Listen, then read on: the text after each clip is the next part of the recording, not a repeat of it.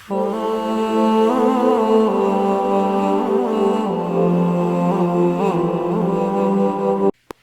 حاکم نے حضرت ام ہانی رضی اللہ تعالی عنہا سے ایک روایت نقل کی ہے۔ حضرت ام ہانی رضی اللہ عنہا فرماتی ہیں کہ ایک دن نبی کائنات رسول کریم صلی اللہ علیہ وسلم میرے گھر تشریف لائے تو میں اللہ کے ذکر کے اندر مشغول تھی۔ میں نے جب آپ کو دیکھا تو میں نے عرض کیا یا رسول اللہ، میرے ماں باپ آپ پہ قربان ہوں، اب میں بوڑھی ہو گئی ہوں، اللہ کی عبادت کے اندر میں زیادہ جد و جہد نہیں کر سکتی، آپ مجھے کوئی ایسا عمل بتلا دیں کہ بیٹھی بیٹھی اس کو کرتی رہوں اور اللہ مجھے جنت کے اندر داخلہ عطا فرما دیں۔ تو جناب نبی کریم صلی اللہ علیہ وسلم نے حضرت ام ہانی سے کہا کہ اے میری بہن، آپ چچا زاد بہن تھی رسول اللہ صلی اللہ علیہ وسلم کی، اے میری بہن، تم نے بہت ہی پیارا سوال کیا ہے، تو میں تمہیں ایک ایسا عمل بتلاتا ہوں کہ تم بیٹھی بیٹھی کرتی رہو اور یہ دنیا کے اندر تمہارے لیے بہت بڑے اجر اور ثواب کا سبب بنے گا۔ تو جناب نبی کریم صلی اللہ علیہ وسلم نے فرمایا، اے میری بہن، تم ہر دن 100 مرتبہ اللہ اکبر پڑھا کرو، اور جب تم 100 مرتبہ اللہ اکبر پڑھو گی تو اس کا ثواب تمہیں اتنا ملے گا کہ جیسے 100 بہترین اونٹ کہ جن کے اوپر جھول ڈلی ہوئی ہو اور ان کو خوبصورتی کے ساتھ سجایا ہوا ہو اور وہ مکہ مکرمہ کے اندر اللہ کے راستے کے اندر قربان کیے جائیں، ان 100 اونٹوں کے ثواب سے زیادہ تمہیں 100 مرتبہ اللہ اکبر کہنے کا ثواب ملے گا۔ اور پھر جناب نبی کائنات صلی اللہ علیہ وسلم نے فرمایا کہ تم 100 مرتبہ لا الہ الا اللہ کہا کرو۔ جب تم 100 مرتبہ لا الہ الا اللہ کہو گی تو زمین و آسمان میں جن چیزوں کو زمین و آسمان نے ڈھانپ رکھا ہے، ان تمام چیزوں سے زیادہ تمہیں اللہ ثواب عطا فرمائیں گے۔ اور ایک اور روایت کے اندر جس کو ابن ماجہ نے نقل کیا ہے، حضرت ام ہانی کہتی ہیں کہ آپ نے فرمایا لا الہ الا اللہ کہا کرو، یہ کسی بھی گناہ کو نہیں چھوڑتا، بلکہ تم لا الہ الا اللہ پڑھتی رہو گی تو اللہ سبحانہ و تعالی تمہارے گناہوں کو معاف کرتے رہیں گے۔ حضرت ابو ذر رضی اللہ عنہ ارشاد فرماتے ہیں کہ نبی کریم صلی اللہ علیہ وسلم نے فرمایا کہ اللہ سبحانہ و تعالی کہتے ہیں، اے میرے بندو، میں نے اپنے اوپر ظلم کو حرام کیا ہوا ہے، اور میں نے آپ کے لیے بھی اپنے بندوں کے لیے بھی ظلم کو حرام کیا ہے، اس لیے تم ایک دوسرے پہ ظلم نہ کیا کرو، بلکہ تم ایک دوسرے کے ساتھ کرم کا معاملہ کیا کرو، ایک دوسرے کے ساتھ رحم کا معاملہ کیا کرو۔ اور اللہ سبحانہ و تعالی فرماتے ہیں، اے میرے بندو، تم سب گمراہ تھے، میں نے تم کو ہدایت نصیب فرمائی، اور کوئی انسان ہدایت نہیں پا سکتا جب تک اللہ سبحانہ و تعالی اس کو ہدایت نصیب نہ فرمائے۔ نبی کریم صلی اللہ علیہ وسلم فرماتے ہیں کہ اللہ سبحانہ و تعالی کہتے ہیں، اے میرے بندو، تم سب بھوکے ہو جب تک میں تمہیں رزق عطا نہ کروں، اور تم مجھ سے رزق مانگا کرو، تم میرے سامنے اپنے دامن کو پھیلایا کرو، اور میرے سامنے پھیلنے والا دامن کبھی بھی خالی ہاتھ نہیں لوٹے گا۔ تو اللہ سبحانہ و تعالی کہتے ہیں اپنے بندوں سے کہ تم بھوکے ہو، تمہیں کھلانے والا میں ہوں، تم بھوکے ہو، تمہیں رزق پہنچانے والا میں ہوں، اس لیے تم اپنے رب کو پہچانو اور اپنے رب سے رزق کو مانگا کرو۔ اللہ سبحانہ و تعالی پھر فرماتے ہیں کہ اے میرے بندو،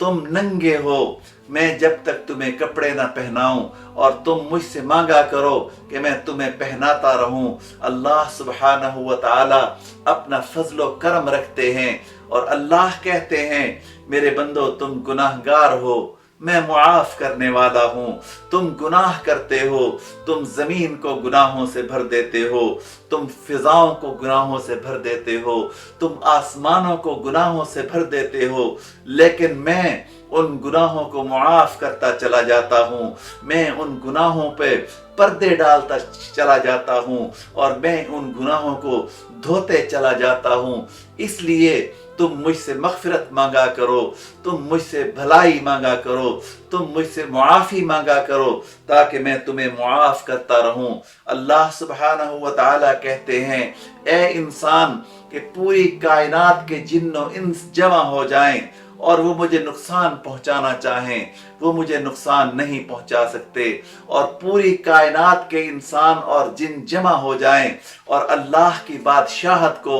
کوئی فائدہ پہنچانا چاہیں، تو اللہ سبحانہ و تعالی کہتے ہیں کہ پوری روئے زمین پہ بسنے والے انسان مل کے بھی مجھے کوئی نقصان اور فائدہ نہیں دے سکتے، لیکن پھر اللہ کہتے ہیں اگر پوری کائنات کے لوگ اکٹھے ہو جائیں اور وہ مجھ سے مانگیں، اور جس کے دل میں جو بھی خواہش ہو وہ مجھ سے مانگتا چلا جائے اور میں اس کو دیتا چلا جاؤں، کہ پوری دنیا کو دینے کے بعد میرے خزانے کے اندر اتنی کمی بھی نہیں آئے گی کہ جتنا ایک سمندر کے اندر ایک سوئی کو ڈبو کے باہر نکالا جائے تو اس سوئی کے نکے کے ساتھ جتنا پانی لگے گا میرے خزانے کے اندر اتنی کمی نہیں آئے گی۔ تو اللہ سبحانہ و تعالی کہتے ہیں کہ تم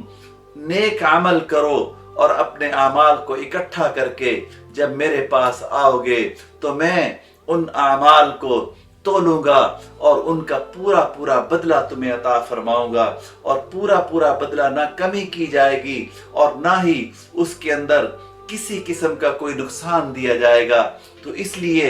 ہماری زندگی موت کی امانت ہے، ہماری زندگی اللہ کی امانت ہے، اور ہم اللہ کے لیے اس دنیا کے اندر بھیجے گئے ہیں۔ ہماری تخلیق کا مقصد وما خلقت الجن والانس الا لیعبدون، کہ اللہ سبحانہ و تعالی نے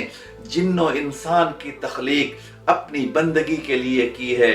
جن و انسان کی تخلیق اپنے ذکر کے لیے کی ہے، جن و انسان کی تخلیق اپنے سامنے سر بسجود ہونے کے لیے کی ہے، اور پوری کائنات کے نظام کو اللہ نے انسانیت کی بھلائی کے لیے، اللہ نے انسانیت کی کامیابی کے لیے، ان کی ضرورتوں کے لیے پوری روئے زمین پہ اللہ نے ایک ایک چیز کو اپنے وقت کے مطابق، اللہ جب دھوپ کی ضرورت ہے تو دھوپ دیتے ہیں، جب سکون کی ضرورت ہے تو رات دیتے ہیں۔ وہ مالک الملک ہیں اور اپنے حبیب سے کہتے ہیں، قرآن آپ کو بتلا رہا ہے، قل اللہم مالک الملک، اے میرے حبیب آپ ایسے کہا کیجئے کہ اللہ ہی اس دنیا کا بادشاہ ہے، اللہ ہی ان سلطنتوں کا مالک ہے، تؤتی الملک من تشاء، وہ جسے چاہتا ہے حکومتیں دے دیتا ہے، وتنزع الملک ممن تشاء، اور جس سے چاہتا ہے وہ حکومتیں چھین لیتا ہے، وتعز من تشاء، اور جسے چاہتا ہے وہ عزتوں سے نواز دیتا ہے، جسے چاہتا ہے وہ بڑائیاں عطا فرما دیتا ہے، جسے چاہتا ہے وہ مال عطا کر دیتا ہے، وَتُذِلُّ مَن تَشَاءُ، اور جسے چاہتا ہے وہ ذلتوں کے اندر اتار دیتا ہے، جسے چاہتا ہے وہ گمراہیوں کے اندر لے جاتا ہے۔ بِيَدِكَ الْخَيْرُ، اور اللہ کے ہاتھ میں پوری دنیا کی بھلائیاں ہیں، اللہ کے ہاتھ میں پوری دنیا کی خیریں ہیں، اللہ کے ہاتھ میں پوری دنیا کی سلطنتیں ہیں۔ انک علی کل شیء قدیر، اور اس کی قدرت پورے جہان پہ حاوی ہے، وہ پورے جہان پہ قدرت رکھنے والا ہے، وہ پورے جہان کو رزق بانٹنے والا ہے، وہ پورے جہان کو سنبھالنے والا ہے، وہ پورے جہان کا مالک ہے، وہ پورے جہان کے لیے قادر ہے۔ اللہ سبحانہ و تعالی اس دنیا کے مالک ہیں اور ہم اس کے بندے ہیں، ہمیں اس کے سامنے आजिज़ी इख्तियार करनी चाहिए। तकब्बुर अल्लाह को जचता है और अल्लाह तकब्बुर को पसंद नहीं करते। अल्लाह सुब्हानहू व तआला कहते हैं कि तकब्बुर करने वालों को मैं अपने सामने लेके आऊँगा और फिर उनसे पूछूंगा कि तकब्बुर क्या होता है। इसलिए अल्लाह सुब्हानहू व तआला से हमें डरना चाहिए। अल्लाह कहते हैं कि एक दिन ऐसा आने वाला है, या अय्युहन्नासुत्तकू रब्बकुम, ए कायनात के लोगों तुम अपने अल्लाह से डरो। इन्न ज़ल्ज़लतस्साअति शैउन अज़ीम, कि क़यामत का दिन इतना बड़ा ज़ल्ज़ले वाला दिन है, इतना हौलनाक दिन है। इन्न ज़ल्ज़लतस्साअति शैउन अज़ीम, यौम तरौनहा तज़हलु कुल्लु मुर्ज़िअतिन अम्मा अर्ज़अत व तज़अु कुल्लु ज़ाति हम्लिन हम्लहा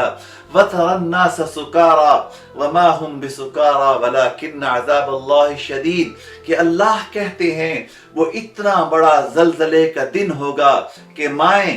दूध पिलाने वाली माएँ अपने बच्चों को भूल जाएंगी, उनको अपने बच्चों की कोई फिक्र नहीं होगी, वो अपने बच्चों को छोड़ देंगी, अपनी फिक्र के अंदर मशगूल हो जाएंगी और हामला माएँ अपने बच्चों को गिरा देंगी। अल्लाह सुब्हानहू व तआला कहते हैं कि लोगों पे मदहोशी की कैफियत तारी हो जाएगी। व तरन्नास सुकारा, ऐसा महसूस होगा कि पूरी कायनात के लोग नशे के आलम के अंदर हैं। वमा हुम बिसुकारा, अल्लाह कहते हैं वो नशे के अंदर नहीं होंगे, उनके ऊपर कोई नशा नहीं होगा। वलाकिन्न अज़ाबल्लाहि शदीद, बल्कि अल्लाह का अज़ाब शदीद होगा, अल्लाह का अज़ाब दर्दनाक होगा। हमें उस दिन की तैयारी करनी है, हमें उस दिन से अल्लाह से पनाह मांगनी है, हमें उस दिन से बचाव इख्तियार करना है। वो अल्लाह की मोहब्बत के साथ,